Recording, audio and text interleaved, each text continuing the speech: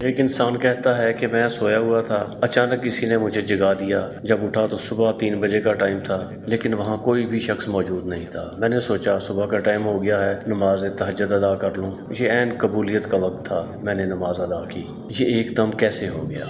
بسم اللہ الرحمن الرحیم۔ موکلات کیا ہوتے ہیں اور ان کو کیسے قابو کرنا ہوتا ہے؟ موکلات ایک طاقت ہوتی ہے، ایک پاور ہوتی ہے۔ موکلات کے اندر ایک ایسی پاور ہوتی ہے جس پر وہ مامور ہوتے ہیں، اور ہر ایک آیت کی حفاظت کے لیے ایک دفاعی نظام کے طور پر وہ اوپر مامور ہوتے ہیں۔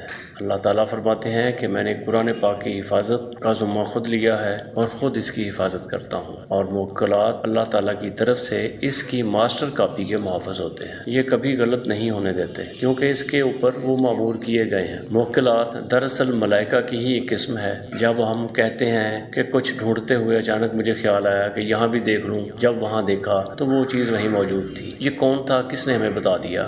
یہ موکل ہی تھا۔ اور انسان کہتا ہے کہ میں سویا ہوا تھا، اچانک ایک جھونکا آیا، مجھے لگا، میں نے دیکھا کہ کوئی بندہ مجھے جگا رہا ہے۔ میں اٹھا تو پورے 3 بجے ہوئے تھے۔ میں نے سوچا تہجد کا وقت ہو گیا ہے، نماز پڑھ لوں۔ اس رات بڑی قبولیت کی نماز تھی، اور یہ یکدم کیسے ہو گیا؟ یہ بھی موکل تھا جس نے آپ کو جگایا۔ چیزوں کے بھی موکلات ہوتے ہیں، سورہ رحمان کے اندر بھی ہیں، سورہ یاسین کے اندر بھی ہیں، بلکہ ہر چیز میں اور ہر طرح کے واقعات میں موکل ہوتے ہیں۔ لیکن یہ بغیر اذن کے نہیں کرنا چاہیے، بلکہ ہم تو یہ کہتے ہیں کہ موکلات کے لیے قرآن پڑھنا ہی نہیں چاہیے۔ قرآن پاک کو برکت کے لیے پڑھو، موکلات کے لیے نہ پڑھو۔ اگر پتہ چل جائے کہ کہیں جنات ہیں تو ان سے بچو، اور ہمیشہ غیر جنس سے بچو۔ جنات اگر آپ سے مذاق بھی کر دیں تب بھی آپ کو اڑا کے رکھ دیں گے۔ جنات کو قابو کرنے والی بات بہت مشکل ہے۔ جنات کی جنس اور ہے، اور بے جنس کے ساتھ کبھی دوستی نہ کرنا۔ ان کے ذریعے عرفان نہیں حاصل ہو سکتا۔